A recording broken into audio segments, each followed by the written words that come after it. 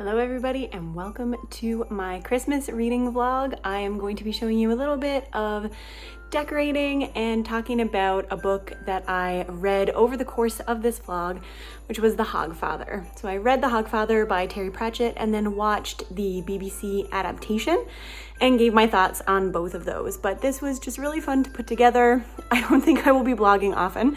I do everything on my phone and it's very awkward to hold it and look at it, and I don't think that this will be a common occurrence, but I did have a lot of fun filming this one, and it finally snowed today.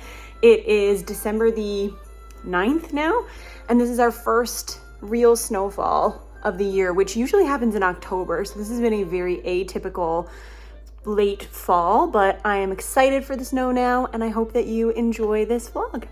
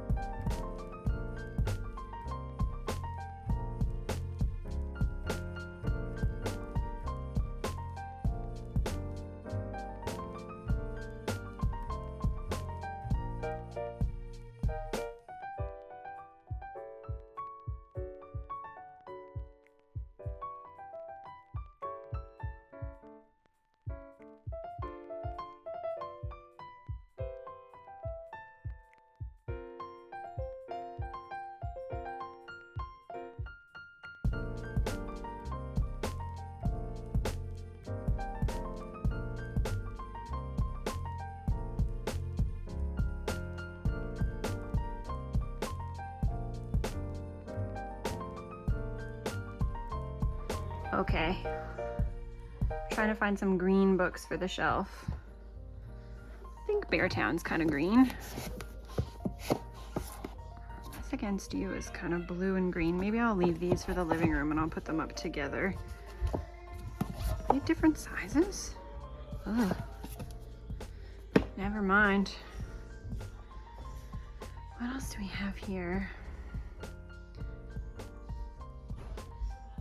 Kim is more of like a springy green, I find. 100 Years of Solitude is kind of green. See what I can do. So we have just finished putting up the tree. It is not decorated yet, but we have been decorating, putting our Christmas decorations out around the house, which has been really fun, but also a lot. So Andrew has taken the kids downstairs to play some video games for a little while and de-stress from the holiday cheer. And I am just tidying up a bit up here and thought it would be a good time to start with one of the first books from my December TBR, which is The Hogfather, number 4 in the Death books. And I'm really looking forward to reading this. After I finished Soul Music, which I loved, I immediately wanted to finish out the Death books, but I thought that it would be appropriate to keep The Hogfather for Christmas time, since it is Christmas time in the Discworld, and it might make for some fun updates as I put together this little holiday vlog. So hopefully I'll have some fun updates for you, and I hope that this book is as good as I'm expecting it to be.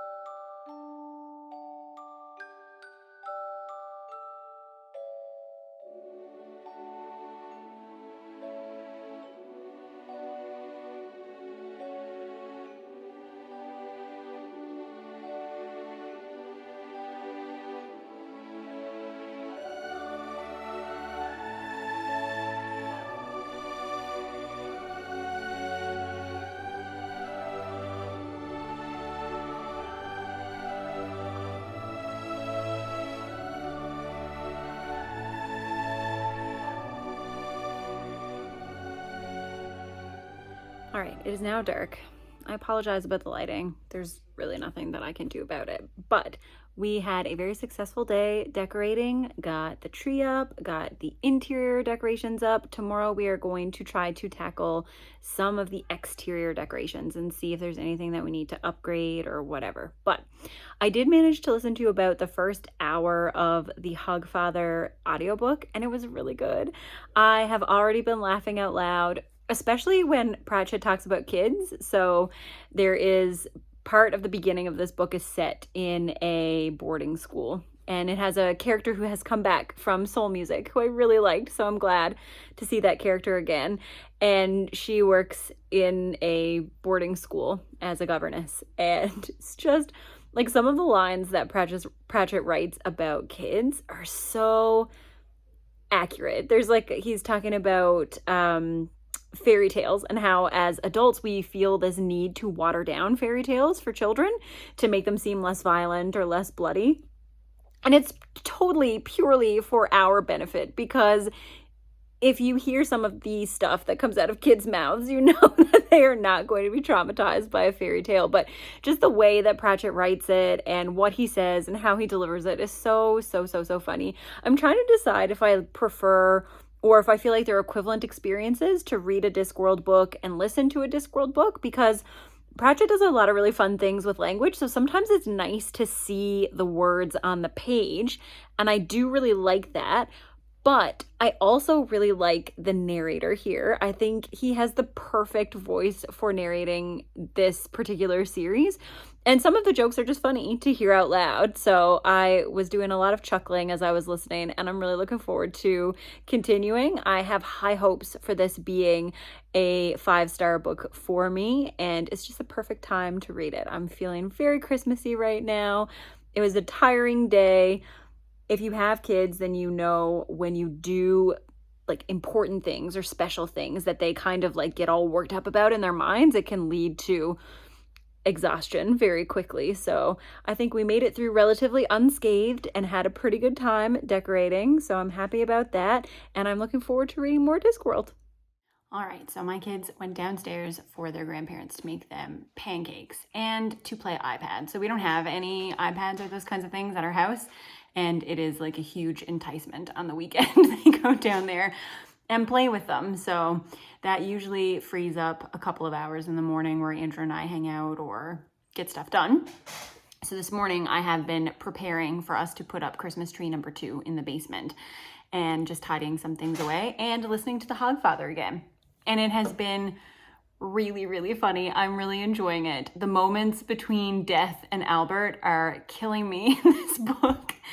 I don't know. Death is always really funny, but I feel like in this book in particular, just the one-liners are amazing.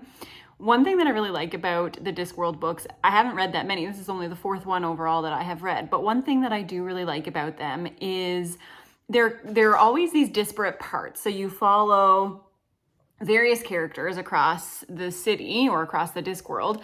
And in this one, we get to follow some people at Unseen University, and then we're following Death and Albert on their adventures, and then we're following Susan and the Raven and the Death of Rats. And I love the Death of Rats. But it's fun to see how all the stories will come together, because it's not always immediately obvious. Sometimes it is. In some of the books, you can really see how the different stories are kind of moving toward this same resolution. But in some of them, just because of the way that Terry Pratchett writes the absurd so well, it can be hard to see where they're all going to come together. Also, clearly, I haven't brushed my hair yet this morning. But yeah, I really like watching that kind of stuff come together. And this book is just really funny. It's been really good to listen to out loud. And some of the jokes that have been on this morning are ones that are definitely better listened to as opposed to read. So I'm still in this back and forth about listening to the Discworld books versus reading them. I think that the moral of the story is that I'll just have to go back and reread them all again one day. But Hogfather so far is putting me in a fantastic holiday mood and has been really enjoyable.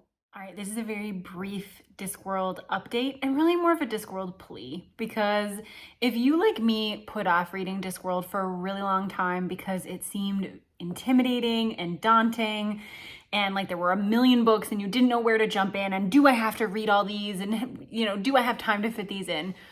You absolutely should be reading them, because reading The Hogfather is bringing me so much joy. It's making me so happy.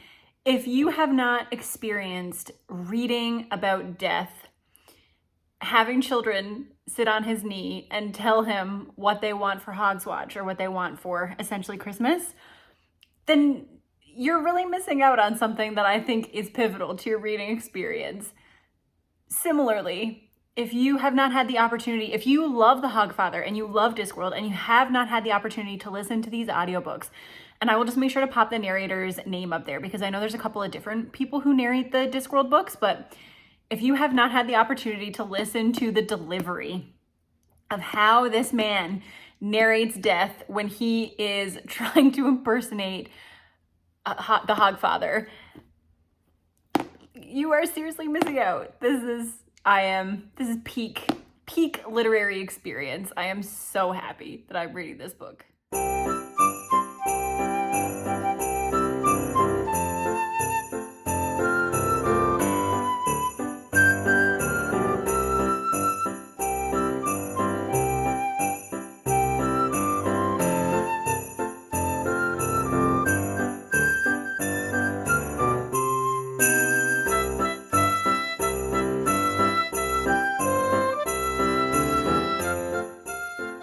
Just finished listening to The Hogfather, and it was so good. I know that I've just kind of been like a broken record as I have been recording this vlog, but as always, the last half of the book, I think that was the last time I did like a little check-in, but the last half of the book has been equally hilarious, equally full of Terry Pratchett's very astute observations. There's a lot of really funny jokes just about how we celebrate holidays, what on the surface we feel like holidays are about, and when you kind of dig a little deeper, what holidays are actually about.